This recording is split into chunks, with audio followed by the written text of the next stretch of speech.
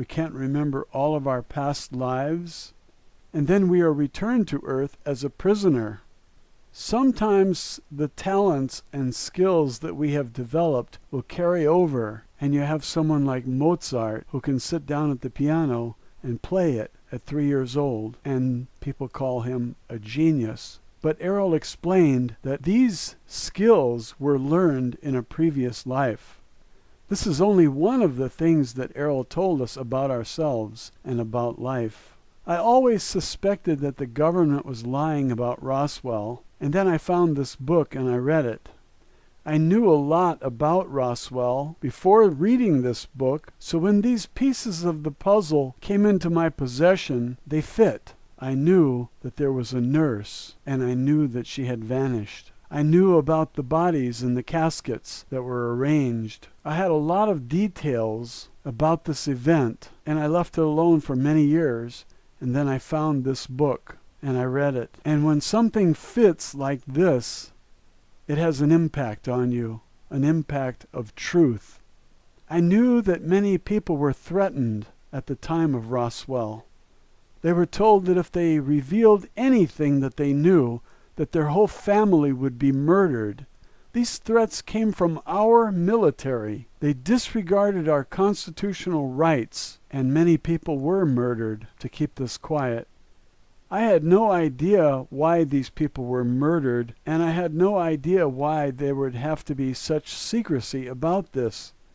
Now I know that the powers that be do not want us to know that there's life out there in the universe, because we might get ideas about being free, and they might lose their captive control over us.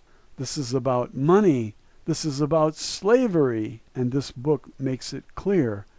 The book also gives you answers to questions about all those things you've wondered about all your life. Who are we? How did we get here? What is the purpose of life? Is there a God? All of these are answered in this book. The alien could not speak English. She knew 343 foreign languages, but English was not one of them. So she communicated telepathically with a human named Matilda O'Donnell McElroy. Miss McElroy was a nurse and just 23 years old at the time. She was the only female at the crash site, and she was the driver of the Jeep carrying high-level military personnel. McElroy was asked to attend to give medical assistance to the injured passengers of the alien craft, and when she arrived they were all dead, except one. Because of this alien's rank, the alien had a high-fidelity body, which means electronic. She did not breathe. She did not eat. She was telepathic. She could understand what everyone around her was thinking, like hearing their thoughts.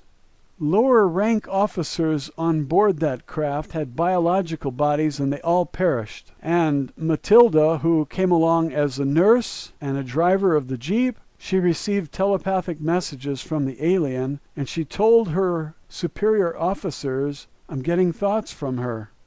Top brass in the military took notice, and they asked Matilda to continue the dialogue with the alien creature. Matilda translated, but the translation was not perfect. Matilda did not understand the ideas. Sometimes the alien had ideas that we don't have words for. So Matilda did her best to communicate, and everything that came out of her mouth was chilling. This was the first creature from another world for our generation. We know now that all of the ancients communicated with aliens. But for us, it was new. We were told that we were alone in the universe. Religious leaders did not want to share us with anybody. They wanted total control of us, and so they lied to us. Now we have communication with a creature from another world, and this information we're getting from her is so valuable. The military asked Matilda to ask the alien if her people would be looking for her. Matilda said, the alien said yes, they will be looking for her. The military asked if her people possessed powerful weapons and how destructive are they. Errol simply said, very destructive.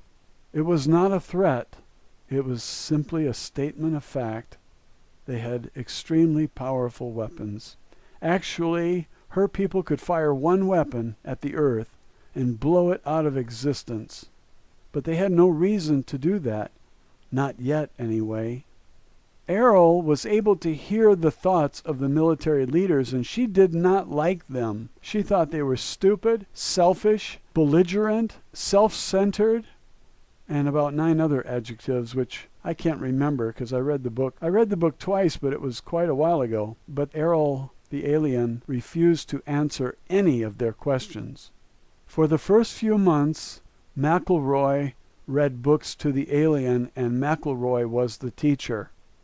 At a certain point, the alien knew the English language and then said, "Now I'm going to teach you." And the instruction reversed at that point.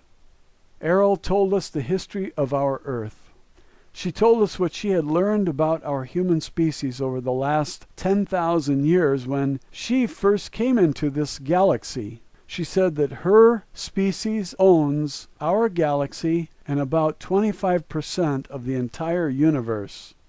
They are an extremely old civilization, extremely powerful, and nobody to mess around with. She told us that our planet has been used as a prison planet and that it's ruled by a nasty group. She called them the Old Empire. She called her own empire the Domain. And these words were used because they're the only English words that fit the word that they used, the Domain. Matilda developed a friendship with Errol, and every day Matilda received lessons about the universe and our sun and our solar system and other species. Prior to this reversal of roles, Matilda used to bring in stacks of books, and the alien would give Matilda a list of the books she wanted. She'd sit down and read the entire encyclopedia in one sitting. She never slept, and she never rested, and she never tired. And her mind could recall every word that she read, because she was basically a computer. High fidelity means electronic, and it means she's a computer. And her soul took possession of an inanimate body. They call it a doll body in the book. But she was basically a doll, a thinking doll, an electronic computer that doesn't breathe, doesn't sleep, doesn't rest, doesn't eat, doesn't drink. So you can imagine how valuable it was to have a conversation with her. We learned all about the plants and animals and how they came to exist on Earth, and the companies that provided them, one called Bugs and Blossoms. That was the name of the company translated into our language, Bugs and Blossoms. And they designed these animals and flowers and plants. They were the ones who designed the animals to eat other animals and to be able to reproduce. I think it's very cruel that an animal eats another animal, kills the animal and eats it. This is barbaric. But this is the explanation we received from Errol. About 450 million years ago, life simply sprang into existence, and the scientists couldn't understand how that could have happened, because we were taught that everything comes from something else and it evolves. But about 450 million years ago, there was just poof, life. Where did it come from? It didn't come from anything that existed before. It was just here. Now, 450 million years is not very long for Errol, because she said that our sun is 20 trillion years old, and that all the suns in this area are 20 trillion years old. Our scientists are telling us it's only 5 billion years old, and that it will burn out in another 5 billion years. When the words of an alien come into direct conflict with the words of our own scientists, who do you believe? Read the book in order to consider the other idea. So Errol told us the entire history of our Earth and our sun. I don't want to get into too much detail because it spoils the reading of the book, but when you see this book unfold chapter by chapter, it's pretty fascinating, and everybody who's read it has been in awe. Errol was murdered by our military because they were afraid of the power her people had over us, and the military have kept this stupid act of murder from the people for the past 65 years. It's one of the reasons why they don't want us to know the full story about aliens. They don't want us to know that they murdered the most valuable find ever. We could have the secrets to perfect health, longevity, prosperity, peace, interstellar space travel, and what did the military do? They murdered her. And Errol knew the day before they were going to murder her, and she told Matilda, tomorrow I will leave. And they came in, and they grabbed her, and they forced her to a table, and they electrocuted her, and they killed her. And in all the confusion, they forgot, the military forgot, to confiscate all the top secret documents that were in Matilda's possession. And so she hung on to them for about 60 years. And just before she died, she sent them along to a science fiction writer who had one brief telephone conversation with her 10 years earlier. She sent them to him and she said, I'm giving these to you because I'm tired of hiding and I think the people should know. And she said, I'm dying, I'm old, and I don't care anymore. They have threatened me all my life, and it's time to give this to the people. She advised Lawrence Spencer to put these in a science fiction novel, put this truth in a science fiction novel. And if he had done that, it would have come across as science fiction instead of fact. He wisely ignored this advice, and he edited the original papers and published them in their raw form for you to see under the book title, Alien Interview. The impact of this story for me was the most influential book I had ever read. It answered so many questions about who we are and why we are here. After reading this book, I want to escape this prison planet by any means possible.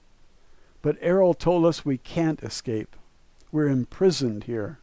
That they catch our soul when we die, and they send us through this process, and that's what the tunnel is all about. You don't have a choice. You receive your shock, and you're back here without memory of your previous life.